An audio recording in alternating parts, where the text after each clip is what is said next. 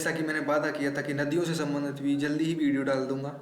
तो इस वीडियो के बाद आपको जिंदगी में कभी भी नदियों से संबंधित कोई वीडियो देखने की जरूरत नहीं पड़ेगी। इसमें ऑल इंडिया की सारी नदियाँ कवर हो जाएंगी और इम्पोर्टेंट इम्पोर्टेंट विद मैप के साथ। इसमें मैं आपके लिए मैप भी लाया हूँ। देखिए देखिए मैप भी लाया हूँ, विद मैप के साथ समझाऊंगा, लेकिन आप धैर्य के साथ रहिए। शुरू से स्टार्ट करते हैं। भारत में नदियों का वर्गीकरण बिल्कुल बेसिक से समझाऊंगा, कैसे कैसे क्या होता है। भारत की नदियां अपने उत्पादन के स्रोत, पाट और उनके बहने वाले क्षेत्र के आधार पर चार मुख्य समूहों में वर्गीकृत की जा सकती हैं।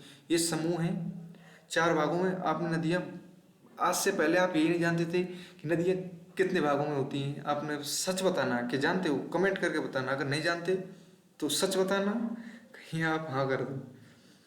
चार कौन कौन सी होती हैं? हिमालयी नदियाँ, प्रायद्वीपीय नदियाँ, तटीय नदियाँ और अंतःस्थलीय नदियाँ। अब ये कौन कौन, ये इनका मतलब क्या नेचर होता है इन नदियों का, वो भी तो जरूरी है ना। हिमालयी नदी कौन सी होती है? ये नदियाँ हिमालय पर्वत श्रृंग से उत्पन्न होती हैं। इनमें लगातार प्रवाह होता है जो वर्षा और पिघलते हुए बर्फ द्वारा प्राप्त होती है। यानी कि ये ज़्यादातर समय बहती रहती हैं, कि इनको हिमालय के पर्वत से बर्फ पिघलती है, पानी बहता है, वर्षा की जरूरत नहीं होती। इसमें ज़्यादा होती है लेकिन इतनी नहीं है। प्रमुख हिमालयी नदी कौन कौन सी हैं? सिंधु, गंगा, ब्रह्मपुत्र, शामिल है एग्जाम्पल के लिए। प्रत्येक नदी के पास विशाल नाली तंत्र होता है और कई महत्वपूर्ण सहायक नदियाँ होती हैं इनकी। प्रायद्वीपीय नदी कौन सी होती हैं? भारतीय प्रायद्वीपीय नियमित वर्षा पर निर्भर करती हैं। वर्षा होगी तो वो बहेंगी, नहीं तो फिर आप शांत हो जाएंगी। ये नदियाँ मुख्य रूप से दक्कन में स्थित उच्च पठार से उद्गमित होती हैं। प्रमुख प्रायद्वीपीय नदियों में गोदावरी, कृष्णा, कावेरी, तापी और नर्मदा शामिल है। आपसे पूछ लिया जाएगा एग्जाम में, बताइए निम्न में से प्रायद्वीपीय नदी कौन सी है, निम्न में से तटीय नदी कौन सी है। ऐसे भी एग्जाम में पूछ लिया जाता है हिमालयी नदियाँ कौन सी हैं। लेकिन आपने आज से पहले कभी पढ़ा ही नहीं, तो आप जानते ही नहीं उस चीज़ को। अब नदी पढ़ी है, नदी नदी। इसलिए तटीय नदी कौन सी होती है? ये नदियाँ अपेक्षाकृत छोटी होती हैं और अरब सागर और बंगाल की खाड़ी में मिलती हैं। मतलब तट से ही स्टार्ट होती हैं, वहीं से फिर वो बंगाल खाड़ी में तुरंत मिल जाती हैं। छोटी डिस्टेंस की मतलब एक शॉर्ट तरीके से कह दो। इनकी लंबाई कम होती है और इनके पाट पतले लंबवत होते हैं। तटीय नदियाँ प्रमुखतः वर्षा विशेष पर निर्भर रहती हैं और इसलिए इनकी मात्रा में बदलाव होता है। अंतःस्थलीय नदियाँ वो होती हैं जो अंदर ही स्टार्ट होती है, अंदर ही खत्म हो जाती हैं, जो बाहर जाके गिरती नहीं है। ये नदियाँ समुद्र में नहीं बहती, इनकी धाराएं आंतरिक झीलों में मिलती हैं और ये मरुस्थल में लुप्त हो जाती हैं। भारत में अंतःस्थलीय जलाशय का मुख्य क्षेत्र, जैसे कि राजस्थान में लूनी नदी, तो राजस्थान की जीवन रेखा कहा जाता है जिसको, और रूपेन और शुक्र जैसी नदियाँ अंतःस्थलीय नदियाँ हैं। भारत की प्रमुख नदियों और उनके उद्गम स्थल, इसको भी देख लेते हैं। प्रमुख नदियाँ ओनली 5 नदियाँ हैं, मैं लेके आया हूँ आपको। गंगा को गोमुख से उत्तराखंड में भागीरथी हिमनद से उद्गम होती है, इसको गंगोत्री कहते हैं। यमुना उत्तराखंड में यमुनोत्री हिमनद से। ब्रह्मपुत्र तिब्बत में अंगसी हिमनद से उद्गम निकलती है। सिंधु नदी तिब्बती पठार में मानसरोवर झील से निकलती है। नर्मदा मध्य प्रदेश में अमरकंटक से निकलती है। भारत की सबसे लंबी नदियों की लिस्ट। सबसे लंबी नदी गंगा की लंबाई पूछ लेते हैं, 25 से 25 किलोमीटर। गोदावरी 1465, कृष्णा 1400 किलोमीटर, यमुना 1376, नर्मदा 1312 और इनकी लंबाइयाँ आप देख सकते हो। ऐसे ही भारत की हिमालयी नदियाँ, सिंधु नदी, इसकी एक्सप्लेनेशन देखते हैं, इसका नेचर क्या है, जिसको इंग्लिश में इंडस नदी भी बोलते हैं। एशिया की सबसे लंबी नदियों में से एक है जो तिब्बती पठार में उद्गमित होती है और भारत और पाकिस्तान के माध्यम से बहती है। यह इन क्षेत्रों में जल संसाधन प्रदान करने, कृषि का समर्थन करने और जीविकाओं को जीवित रखने में महत्वपूर्ण भूमिका निभाती है। इंडस घाटी सभ्यता दुनिया की सबसे प्राचीन नगरीय सभ्यता में से एक है। इसके किनारे उभरी थी नदी का समुद्री खेती क्षेत्र विविधता से भरपूर है और आसपास के लिए जीवनदायी, लोगों के लिए जीवनदायी है। झेलम नदी, इंडस नदी की सहायक नदी झेलम नदी, जो वेरिनाग स्प्रिंग से उद्गमित होती है। इसकी ऐतिहासिक और सांस्कृतिक महत्ता है क्योंकि इसने कई प्राचीन युद्ध देखे हैं और यह पुरानी कहानियों से जुड़ी है। नदी की चित्र सौभाग्यपूर्ण दृश्य संचार और शांतिपूर्ण वातावरण के कारण प्राकृतिक सौंदर्य के प्रिय स्थलों में से एक है। चेनाब नदी, चेनाब नदी चंद्रा और भागा नदियों के संगम से बनती है। चेनाब नदी चंद्रा और भागा नदियों के संगम से बनती है। हिमाचल प्रदेश के ऊपरी हिमालय में बनती है। यह क्षेत्र के लिए जीवन रेखा का कार्य करती है, सिंचाई के लिए जल प्रदान करती है और जल विद्युत उत्पादन के लिए उपयोग करती है। नदी गहरी घाटियों, हरित भरित घाटियों, दृश्यमान दृश्यों के लिए माध्यम से बहती है। रावी नदी इंडस की एक सहायक नदी है जो हिमाचल प्रदेश के कांगड़ा जिले में बारा बंगाल से उद्गमित होती है। इसकी पानी प्राकृतिक सफलता और दृश्यमान सौंदर्य के लिए प्रसिद्ध है। सतलज नदी 5 प्रमुख नदियों में से सबसे लंबी नदी है, जो उत्तरी भारत और पाकिस्तान के ऐतिहासिक क्रॉस रोड क्षेत्र के माध्यम से बहती है। यह नदी सिंचाई, जल विद्युत उत्पादन और जैव विविधता के लिए महत्वपूर्ण जीवन धारा का कार्य करती है। नदी के तट पर विविध प्रकार के पौधे और जीव जंतु मिलते हैं। नदियों के तट पर स्वर्ग, जाहिर सी बातें मिलेंगी, जो प्राकृतिक अनुराग के लिए एक स्वर्ग होता है। यमुना नदी गंगा की प्रमुख सहायक नदी है। यह यमुनोत्री ग्लेशियर पर्वत में स्थित बंदर पूंछ शिखर के पास से उद्गमित होती है। मैं इनको आप मैप में समझाऊंगा, आप बस एक बार इनको कंप्लीट कर लीजिए।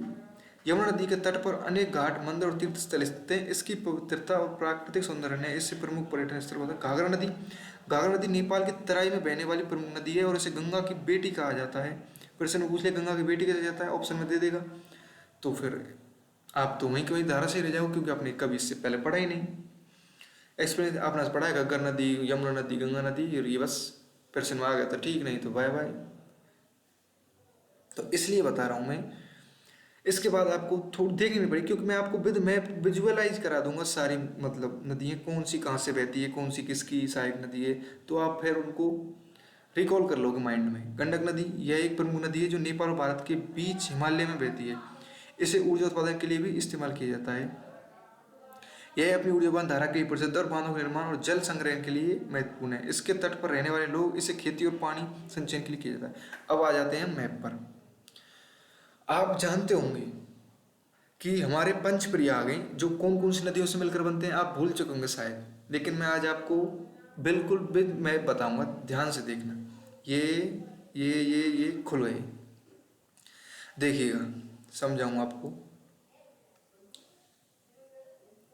ये तो है बद्रीनाथ, ये है केदारनाथ, ये है गंगोत्री और ये है यमुनोत्री। ये यमुनोत्री से तो यमुना निकलती है, यहाँ आगे जाके मिल जाती है। ये गंगोत्री से मतलब भागीरथी नदी निकलती है, ये रही, आगे जाके गंगा बनती है। और केदारनाथ से निकलती है मंदाकिनी नदी, और बद्रीनाथ से निकलती है अलकनंदा नदी, जिसमें ये साइड से मिलती है और ये फिर प्रयाग बनाती है। सबसे पहले धौलीगंगा नदी मिलती है अलकनंदा में, जो विष्णु प्रयाग बनाती है। यहाँ से बद्रीनाथ से ये निकल रही है अलकनंदा नदी, और इसमें ये धौलीगंगा मिल रही है, तो यहाँ से विष्णु प्रयाग बना रही है। उसके बाद बनता है नंद प्रयाग। कौन कौन सी नदी के संयोग से बनता है? नंदाकिनी और अलकनंदा। अलकनंदा तो सब में कॉमन रहेगी, क्योंकि इसी में ये मिल रहे हैं। उसके बाद तीसरा बनता है कर्ण प्रयाग, जो बनता है पिंडार गंगा नदी के संगम से। चौथा प्रयाग बनता है रुद्र प्रयाग, जो बनता है मंदाकिनी, जो केदारनाथ से निकलती है और यहाँ पे अलकनंदा मिल जाती है। पांचवा बनता है हमारा देव प्रयाग, जो कि भागीरथी में मिलती है अलकनंदा में, आगे जाके गंगा निर्माण करती है, जो आगे जाके फिर ये यूपी से होते हुए वहाँ निकल जाती हैं, यमुना इनकी फिर इनकी ये है। आपको बताइए मैथ में समझ आया नहीं आया? अब लास्ट मैप है, इसको ध्यान से देखना। ये जो है ना रामबाण है, सारी नदियों के लिए अकेला मैप काफ़ी है। आप इसको अगर सही तरीके से समझ जाओगे तो आपकी नैया पार है। देखना, जूम करके दिखाता हूँ थोड़ा सा।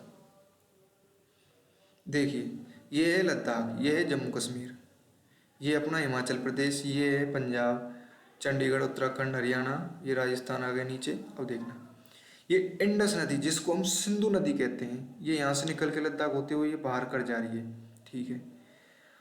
और ये रावी नदी, सतलज नदी, ब्यास और झेलम नदी ये जा रही, चिनाब नदी, और ये यमुनोत्री से, यहाँ से यमुना निकल रही है, ये गंगा निकल रही है गंगोत्री से, और ये गोमती नदी यहाँ से, यहीं से निकल रही थी, इस पॉइंट से निकल रही गोमती नदी, और इससे निकल रही घग्गर नदी।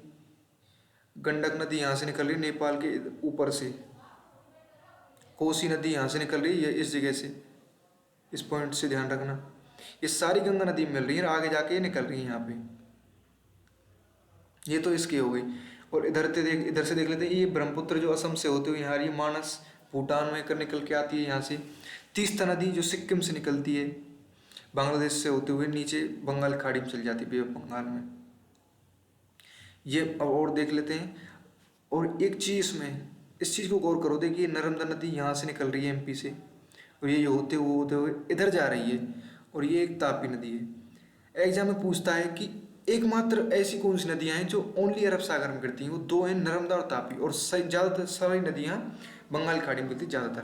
और ये माही, ऊपर से देख, यहाँ से ये आ रही है नदी। और ये साबरमती, इस चीज़ को ध्यान रखना। ये साबरमती नदी, गोदावरी नदी यहाँ से निकल रही है, ये महाराष्ट्र से, और ये यहाँ निकलते हुए और यहाँ यनम पुदुचेरी यहाँ जाके निकल जाती है।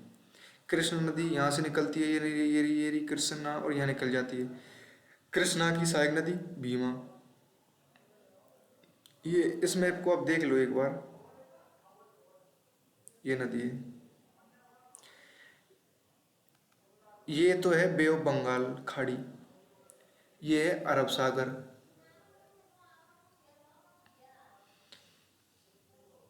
ये चंबल नदी है। लूनी नदी जो राजस्थान की, ये रही, अंदर ही अंदर जा रही है,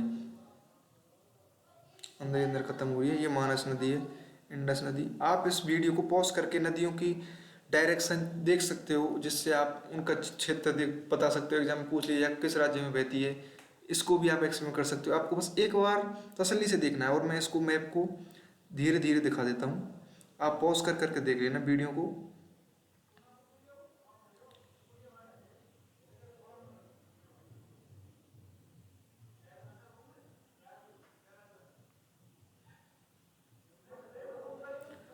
अब आप बताओ, सच बताना दिल से,